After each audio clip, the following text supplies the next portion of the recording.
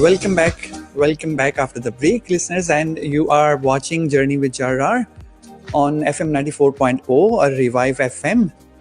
And I have a guest with me, and you know that she is Ella Wine. In case you just have joined in, let me tell you that she's the one. She's doing lots of things in her life. She's a really great motivation for you all.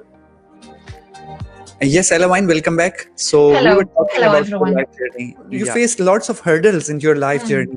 So tell me about your hurdles you faced, or tell me the biggest hurdle which you ever faced in your life journey. Well, I think definitely because I did face a lot, that's true. But nothing, absolutely nothing compared to when my son got ill 2 years ago, which it looked like a severe autism, but also, as I said, because we have the best doctors in the country, private doctors. We did a lot of investigations, and blood tests were sent to the US. That is like the only a test that you test for these children for autoimmune brain inflammation. And then that's been confirmed there. Also blood tests going to Germany when they have the best blood test for Lyme disease.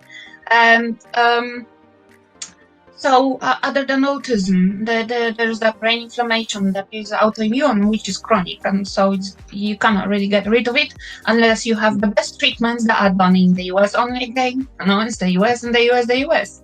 Most parents cannot afford to go there, although I know some parents who sold their houses and went there to treat the children, which is very difficult.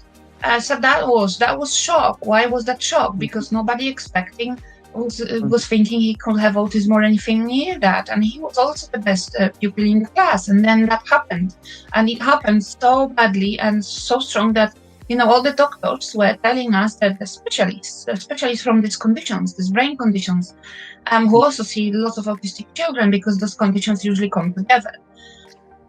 That he is the worst case they ever seen. They never seen a child like that, and he was. So he did get better. We had some treatment to treat the underlying inflammation, which helped. Not completely. And plus your willpower helped it. Plus your willpower helped it. Oh yes, that definitely. Oh, I had to fight. I really had to find my way. I had to fight with the NHS. I had to actually use solicitors against the NHS because the NHS forbid us to see private doctors to treat him, even the blood test. That's completely crazy. But NHS does it sometimes, especially when they're like behind and mothers know better than them. And and that is especially happening a lot to children with neurodevelopmental conditions like autism and similar. So parents really have to be careful, and I talk about it as well. So it was real power, and I had to fight the NHS till I got the apology letter, but it cost me a few £1,000s, all that, and then we could continue treatment and see best doctors for my son, and he got better, and he still got them. So we have this help when we need it. It was a real fight, and it was an absolute trauma. Why? Because it was unexpected, and especially for somebody like me who was always doing everything. There was never any problem at home, and I could do anything I wanted to. Now I couldn't.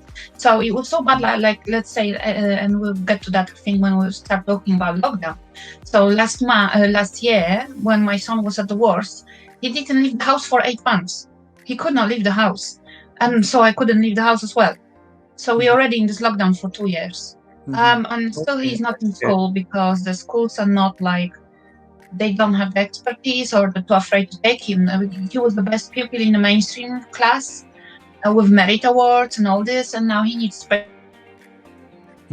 Okay, does he feel better now? How is his condition right now? Is the little angel better now, your son? How is what?